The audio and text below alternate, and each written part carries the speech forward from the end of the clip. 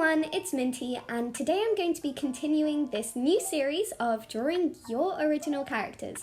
The first video was uploaded last week and you guys seem to really enjoy it, so here we are again with a bunch of new characters that my subscribers sent in. As you can see, I've already started colouring the first one, which is an OC sent by Pineapple Sketches, and her name is Sunny. She's a cheerleader, so that's what the medal around her neck is for, and she also has a dog, but I didn't think I'd have enough time to draw it along with all the other characters, so I just drew Sunny on her own. This one stood out to me for a couple of reasons. Firstly, I liked how simple it was, and I really wanted to draw her cheerleading pom-pom, but the main reason was that in the photo that I was sent, the hair was in colour pencil and it seemed to have some different colours layered up, and I couldn't really tell what colour I was supposed to use. But I saw it as an opportunity because instead I used a few different colours since I didn't want to commit to just one, and the hair ended up turning out really nice in my opinion. I made it a light brown with some thin yellow and pink streaks. I'm not sure if this is anything close to how she's supposed to look, but hopefully you like this little twist anyway. The eyes were also just plain black, which I guessed is part of their art style, so I went with a brown for the eyes, and I think that was a good choice because it doesn't add any more colours like blue or green that might distract from everything else. At the moment, the hair doesn't seem to have much pink in it yet, but that'll come when I start doing the line art. Comment down below, do you colour and then line your art after, or the other way around?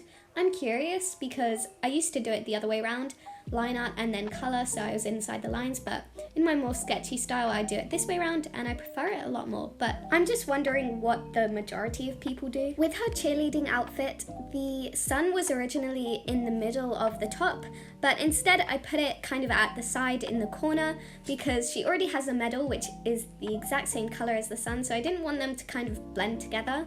I know that's what the original artist did and it looked perfectly fine, but I just thought it would work better this way around. While I was drawing this, I was going really slowly. I was so excited to draw, but I just wasn't feeling motivated to actually do it. And long story short, the reason is a banana. Yes, a banana. I can explain. This is really off topic, but I think I might be allergic to bananas because whenever I eat them, I end up feeling really tired and unmotivated. It's so odd. I only ate half of one, so it wasn't even much, but then I just felt so weird and I didn't want to draw or film or edit or anything. Is that just me? Yeah, I'm pretty sure it is, but now I've learned not to eat bananas before I want to film for the rest of the day. So yeah, that's a fun fact. Yeah. Okay, moving on from that and back to the drawing. I drew the medal with a blue and red striped necklace thingy. I don't know what it's called, but you know which bit I'm talking about. That wasn't on the original drawing, but that's how a lot of medals that I've seen in real life have looked, and it felt more real to me to do those colours, so I did that instead of just gold. And I don't really have gold anyway, so I don't know what I would do if I were to do that. For the pom-pom, I didn't really have a plan of how to do it, because I never have a plan, but I just hoped that it would work out well. I took a bunch of purple and pinkish markers and I added random streaks all over the pom-pom. At this point, it was just looking like a weird hairy thing, but I managed to fix it later, don't worry. I just added like a million highlights to it so that it would have that shiny look, and it does end up working. For a couple of seconds here, there's some bright light at the bottom of the screen, so just ignore that. Days are finally getting brighter now after winter, which is nice because I love sunny days, but I've discovered that it actually doesn't help with filming. Natural light is way better, but the issue is that when the sun comes through my window, the window frames are in the way, so I get these massive shadows across my table. And since the sun travels throughout the day, by the end of the video, the lighting would just look really different. It's just not practical, so for now I'm going to stick to my little ring light instead. Time for the second character. This one was sent in by Bia or B, who is also known as Sunshine Doodles here on YouTube. This is her OC Addison, but she shortens it to Addie.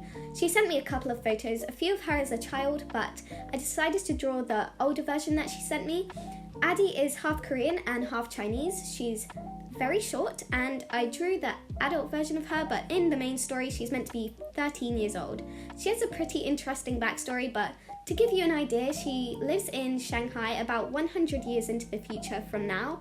She's looked after by her mother's friend, Jewel Valor, who is incredibly rich, but she's basically the villain of the story because she's really mean to Addie, and Addie ends up leaving the home, and now her goal is to find her parents. I think that the adult version of her is super cool because of the whole outfit and especially the hair. The hair was a little hard to do though because black hair is always a struggle for me to shade. I ended up doing a very dark brown and then shading with the black. It looked messy at first, but fixed it later on by adding smaller hair strands with the line art to make it look less blocky.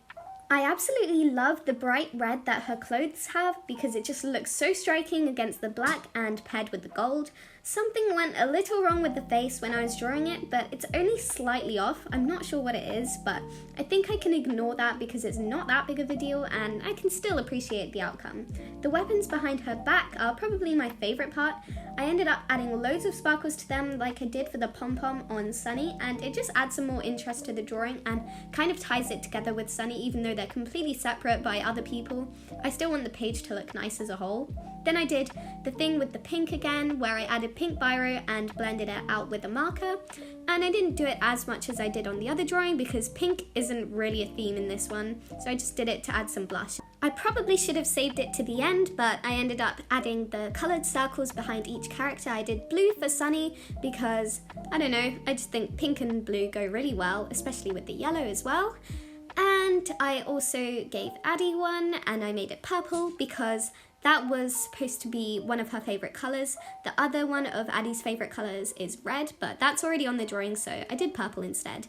And now we can move on to the next original character, which was sent in by Sparkle Draws, who is also a YouTuber. You don't have to be a YouTuber to send in one of your OCs, but it just so happened that everyone that I picked here does have a YouTube channel. Sparkle sent in these two OCs, Blossom and Bud, and they're actually siblings. They're both mermaids and mermen, obviously, but I decided to draw Bud because I've already drawn two girls and all of the characters in the last video were girls, so I decided to add a little bit of variety. The girl, Blossom, is more carefree and adventurous, but Bud here likes to stick to the rules and avoid surprises, so that makes for a really fun duo. The two siblings always stick together through thick and thin, and they're always going on adventures and finding new secrets. And both of their designs were inspired by roses, hence the names. The red hair was really helpful in terms of the look of the whole page since it matched with Addie and kind of tied them together. For my line art, I used coloured biros, and I have a red one, but it was the exact same colour as the red marker I used, so you couldn't see it, which was kind of pointless. But with the hair, it's a little more important for me to have obvious line art, so I improvised and went with the brown biro instead. And when it layers on top of the red, you can't really tell that it's a different colour, it just looks like a darker red, which is exactly what I wanted, so that turned out well. But the shape of the hair in general was just not really working with me. Something went wrong there, it just wasn't flowing. It looked like I kind of tried too hard to make it messy. Not really sure. It's okay though. Also, one eye is bigger than the other, but pretend I didn't say that and don't look at that. Yeah, but I think that it turned out okay. I used a light green marker for the background circles to match with his eyes, and I did that for the font as well, and I really love how it turned out. So yeah, that's all the characters that I'm going to do today. Here are the close-up shots, and you can still send me your OCs. If you've sent me them already, don't send them again, I still have them. But yeah, my email will be in the description for that. Here are the shout-outs for today's video, and I believe I also have some fan art, so I'll put that on the screen too. And the shout-out emoji for today is going to be, I don't know, it'll be whatever I put on screen. Thank you, and bye!